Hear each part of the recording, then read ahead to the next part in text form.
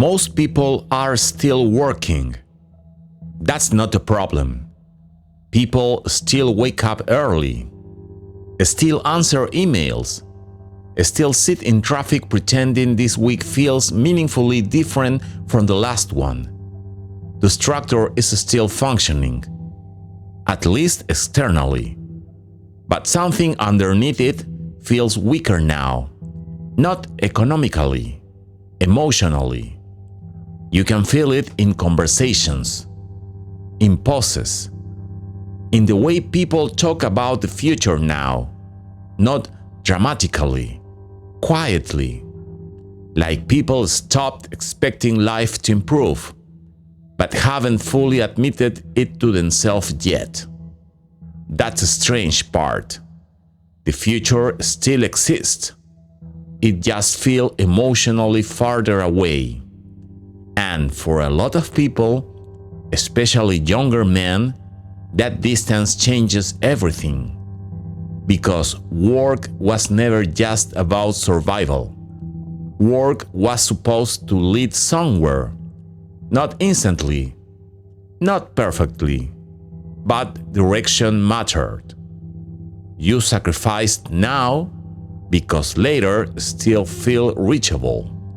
A home, a stability, a family, a space to breathe. Something solid enough to justify the pressure. And for a long time, people emotionally trusted that exchange, not because life was easy, because the struggle still felt connected to movement. Not something feels different. People still work hard, sometimes harder than ever, but emotionally, the connection between effort and stability feels weaker.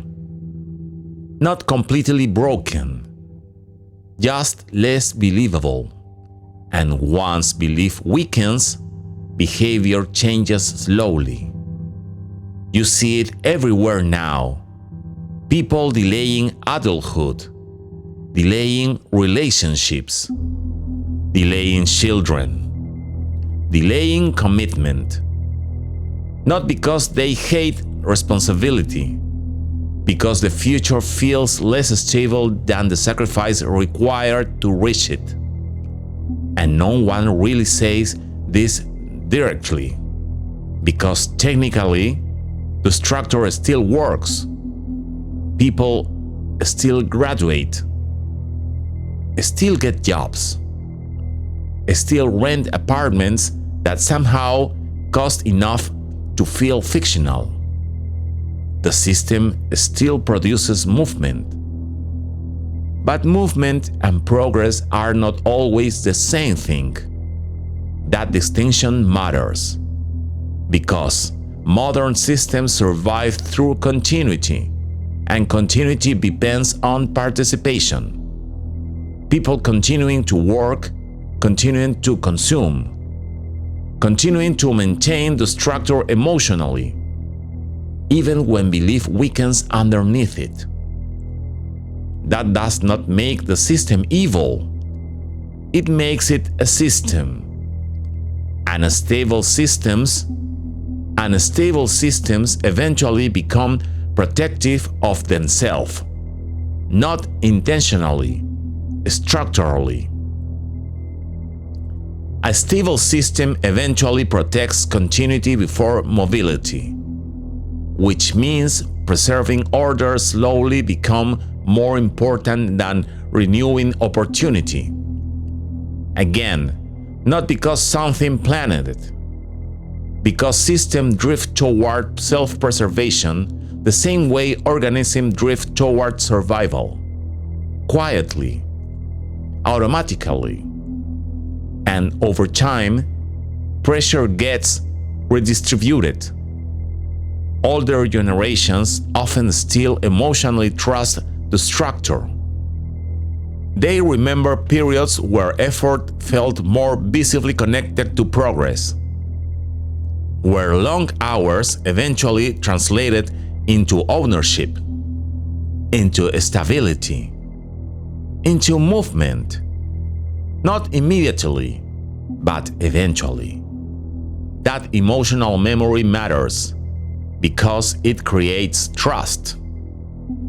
You tolerate pressure differently when you believe it leads somewhere. You accept sacrifice differently when the future still feels emotionally proportional to the cost. But younger generations increasingly experience something else. The sacrifice remains, the certainty doesn't, and psychologically, that changes the atmosphere of everyday life. You can feel it in men especially, not through dramatic breakdowns, through quiet exhaustion, a strange emotional flatness. Like life became maintenance instead of construction. That's the part people struggle to explain. Most men are not asking for luxury. They are asking for attraction. Some feeling that effort still meaningfully alters direction. And when that feeling weakens, motivation changes shape. You still function, still work, still continue, but emotionally, you stop leaning toward the future. That creates a form of exhaustion deeper than overwork, because physical exhaustion recovers, psychological disconnection doesn't. Especially when the pressure never fully stops. Rent increases, food increases, expectation increase, competition increases. Meanwhile, time starts feeling compressed. People work all week just to recover enough energy to do it again.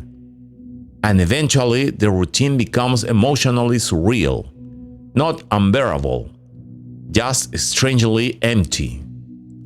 That's why so many people feel tired in ways sleep does not fix. Because the exhaustion is not only physical, it is existential in a very modern way. Not, why am I alive? More like, why does everything feel psychologically temporary? Temporary jobs, temporary housing, temporary relationships, temporary stability. Even success feels unstable now. And instability changes masculine psychology more than people realize. Because men are still socially expected to become stabilizing forces, providers, builders, reliable structures for other people. But it becomes psychologically difficult to embody stability when your own future feels emotionally uncertain. So men adapt quietly. Some become emotionally detached. Some obsess over productivity. Some disappear into entertainment. Some stop imagining long-term future entirely. Not because they are weak, because uncertainty changes behavior. And modern systems produce a very specific type of uncertainty, not chaos, managed instability. Enough pressure to maintain participation. Not enough collapse to interrupt continuity. That balance is extremely important because systems do not need people to feel hopeful all the time. They only need people to continue. And people can continue for very long periods, even while emotionally disconnected from the future they are maintaining. That may be one of the defining emotional realities of modern life. Not oppression, not freedom, continuation. People surviving inside systems they increasingly struggle to emotionally believe in. Still functioning, still productive, still consuming, but psychologically drifting further away from the idea that effort guarantees anything stable anymore. And again, this is not about blaming one group, not governments, not corporations, not older generations, not younger generations. The deeper reality is more uncomfortable than blame. Systems optimized for stability naturally becomes less emotionally responsive over time, especially large systems, because large systems prioritize predictability. Predictable people are easier to organize, easier to manage, easier to stabilize economically. Meanwhile, human beings emotionally need something less predictable: possibility. And when possibility starts feeling emotionally distant, people slowly lose psychological connection to effort itself. Not instantly, gradually. The dangerous part is how invisible this process looks from the outside. People still go to work, still smile in public, still post motivational quotes while privately wondering why everything feels emotionally heavier than it should.